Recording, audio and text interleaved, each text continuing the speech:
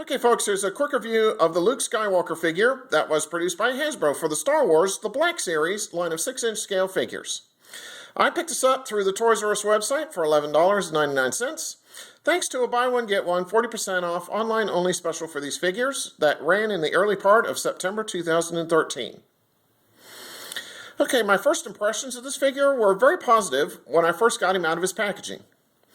However, I did notice one glaring flaw. There's a big hole in the throat area, similar to what I saw on the Walmart exclusive Amazing Spider-Man Lizard figure that I've previously reviewed. The flaw can be mostly hidden with Luke's head facing at a downward angle, but it is quite noticeable when the head is posed looking upward. Facially, I don't think this is an entirely accurate representation of Mark Hamill, the actor who played Luke Skywalker in the original Star Wars trilogy, but it still looks okay. And on a more positive note, I do like the traces of dirt all over Luke's flight suit, as it gives it a weathered, well-used look. Paint apps on this figure, they were pretty good. I noticed 2 small errors on his flight suit's chest box, but that was it. The articulation joints were a bit of a mixed bag. The neck and wrist joints moved okay, but the elbows were initially very stiff.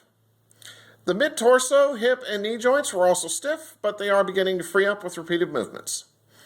And the straps on his flight suit will hinder the knee articulation unless they're pushed out of the way, so keep that in mind. And the ankles were also very stiff on this figure and hard to move. So let me pause here, zoom in, and I'll give you a closer look as to what Luke looks like.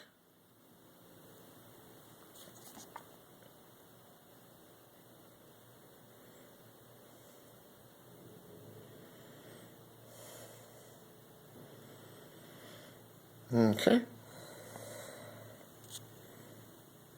Alright, Luke comes with 3 accessories, so let me pan down real quick and I'll show you what they are. There was no figure stand included in the package, which, I'll be honest with you, I thought that was a little disappointing, considering the high price point that these figures are going for. However, I did notice that there are peg holes in his feet that will allow you to use an aftermarket stand if you so choose. Okay, first up, here is his flight helmet.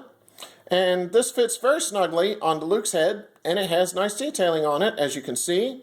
But it was a bit of a struggle for me to put it on his head as well as take it off. And to be honest, I'm a little bit concerned that repeated additions and removals of this helmet could possibly lead to paint rubbing off of Luke's head as time goes on. Okay, and finally, here is his lightsaber and his laser pistol, which I believe is a Blastech DL44. Now, the lightsaber blade can be manually pulled out from the hilt, and you can display this figure with the lightsaber hilt clipped onto his belt. So let me show you that real quick. So as you see, the blade comes out, and there is the lightsaber in its deactivated form. Now, both the lightsaber hilt and the laser pistol have some nice detailing on them, as you can see. But unfortunately, there's no holster to place the laser pistol into, and I thought that was an unfortunate omission on Hasbro's part. Alright, back to the figure itself. What I'll do now is a quick 360 of Luke for you, and let you see what he looks like from all sides. So, here he is from the front.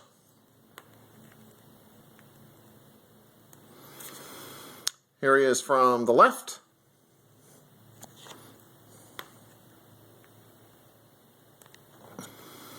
Here he is from the rear.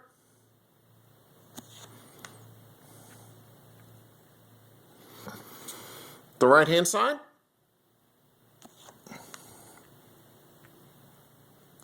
Finally, here we are once again from the front.